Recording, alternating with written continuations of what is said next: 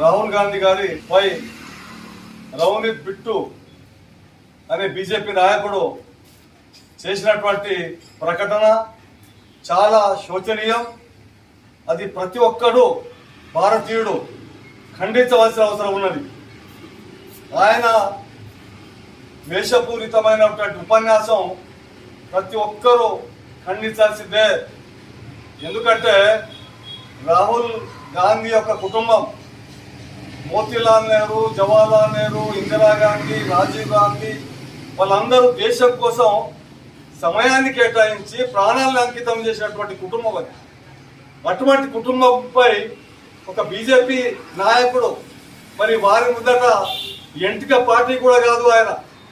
అటువంటి వ్యక్తి ఇందిరాగాంధీ లాగా మరియు అంతేకాకుండా రాజీవ్ గాంధీ లాగా రాహుల్ గాంధీ గారు నీకు అటువంటి గతి పడుతుంది అని చెప్పేసి అనడం భారతీయ జనతా పార్టీ ఇటువంటి వ్యక్తులను పెంచి పోషిస్తున్నదంటే సిగ్గుపడాలా?